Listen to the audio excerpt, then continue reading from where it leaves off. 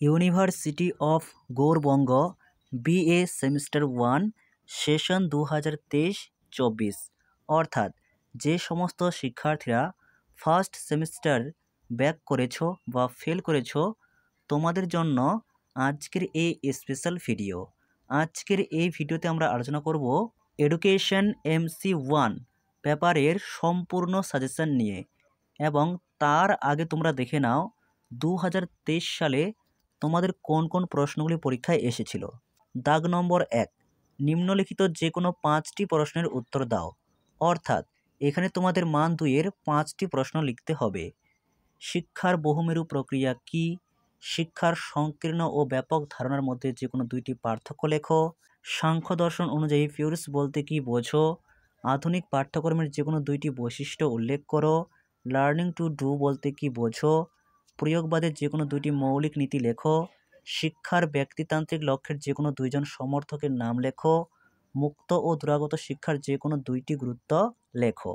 এরপর দাগ নাম্বার 2, যেখানে তোমাদের 6টি প্রশ্নের উত্তর করতে হবে। প্রত্যেকটি প্রশ্নের মান 5, 5, 6, 30।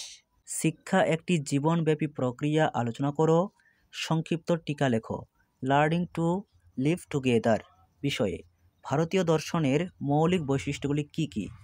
একজন শিক্ষার্থীর সর্বাঙ্গীন বিকাশে সহপাঠ্যক্রমিক কার্যাবলীর গুরুত্ব আলোচনা করো। প্রথাগত শিক্ষার সংস্থা হিসেবে শিক্ষামূলক প্রতিষ্ঠানের কার্যাবলী আলোচনা করো। প্রকৃতিবাদ অনুযায়ী শিক্ষণের বিভিন্ন পদ্ধতিগুলি আলোচনা করো। অষ্টাঙ্গিক মার্গ কি? ভাববাদী দর্শন প্রস্তাবিত শিক্ষার লক্ষ্য এবং পাঠ্যক্রম সম্পর্কে আলোচনা করো।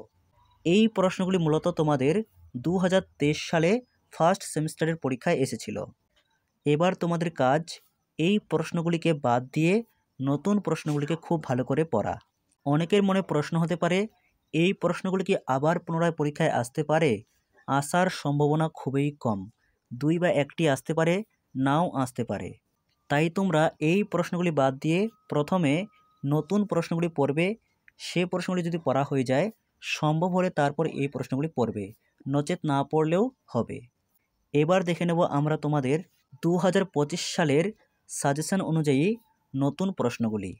প্রথম প্রশ্ন, সংকীর্ণ অর্থে শিক্ষা ও ব্যাপক অর্থে শিক্ষার মধ্যে পার্থক্য লেখো। প্রশ্নটি এই বছরের জন্য খুবই গুরুত্বপূর্ণ। বা প্রশ্নটি আরও অন্যভাবে আসতে পারে, সংকীর্ণ অর্থে ধারণা ও বৃহত্তর ধারণার মধ্যে পার্থক্য লেখো। একই উত্তর। সংকীর্ণ বলতে ন্যারো আর বৃহত্তর বলতে বর্ডার। এরপর 2, শিক্ষার সংজ্ঞা দাও। শিক্ষার প্রকৃতি সম্পর্কে আলোচনা করো। বা প্রশ্নটি আসতে পারে, হোয়াট ইজ এডুকেশন? শিক্ষা কি? শিক্ষার বৈশিষ্ট্যগুলি লেখো। 3 পর্বে শিক্ষার কার্যাবলী সম্পর্কে আলোচনা করো। এই 3টি প্রশ্ন প্রথম ইউনিট থেকে খুবই গুরুত্বপূর্ণ। 4 পর্বে সংকীর্ণ অর্থে শিক্ষা বলতে কি বোঝো? সংকীর্ণ অর্থে শিক্ষার বৈশিষ্ট্যগুলি লেখো। 6, ব্যাপক অর্থে শিক্ষা বলতে কি বোঝো? ব্যাপক অর্থে শিক্ষার বৈশিষ্ট্যগুলি লেখো। অর্থাৎ সংকীর্ণ এবং ব্যাপক অর্থে শিক্ষা যদি তোমার খুব ভালো করে পড়া থাকে, পার্থক্য তুমি অনায়াসে লিখতে পারবে।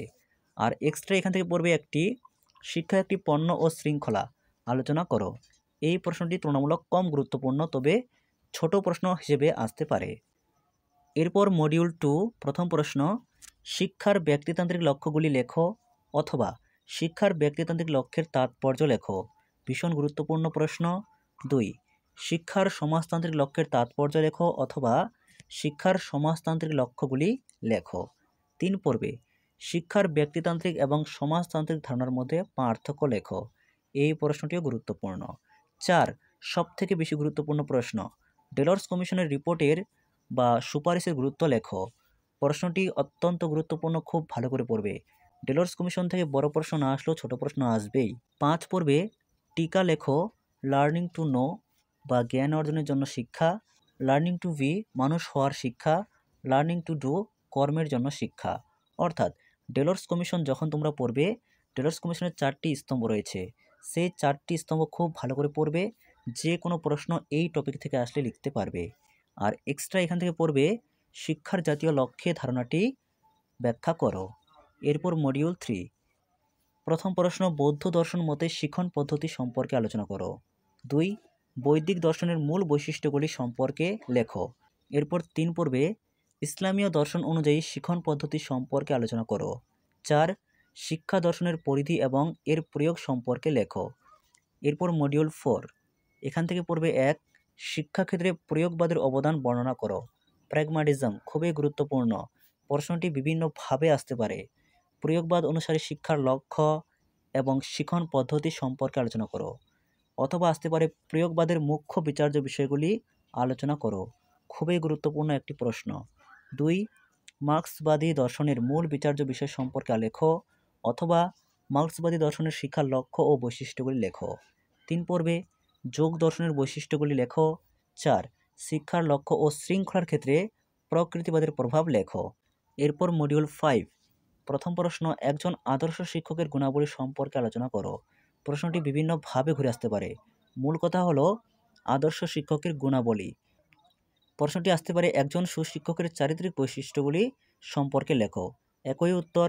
2 পর্বে পাঠ্যক্রম বলতে কি বোঝো, আধুনিক পাঠ্যক্রমের গুরুত্ব বা প্রয়োজনীয়তা সম্পর্কে আলোচনা করো। 3 অনিয়ন্ত্রিত শিক্ষার প্রতিষ্ঠান হিসেবে পরিবারের ভূমিকা বা কার্যাবলী লেখো। খুবই গুরুত্বপূর্ণ। 4 শিশুকেন্দ্রিক শিক্ষার বৈশিষ্ট্যগুলি উল্লেখ করো, অথবা শিশুকেন্দ্রিক শিক্ষা ধারণাটি বর্ণনা করো। 5 প্রথাগত এবং প্রথা বহির্ভূত শিক্ষার মধ্যে পার্থক্য লেখো। আর 6 পর্বে পাঠ্যক্রম রচনার নীতিগুলি সম্পর্কে লেখো। এই ছিল আজকের ভিডিওর সম্পূর্ণ সাজেশনে থাকা প্রশ্নগুলি প্রত্যেকটি ইম্পর্ট্যান্ট। খুব ভালো করে পড়ো, তুমি উপকৃত হবেই হবে।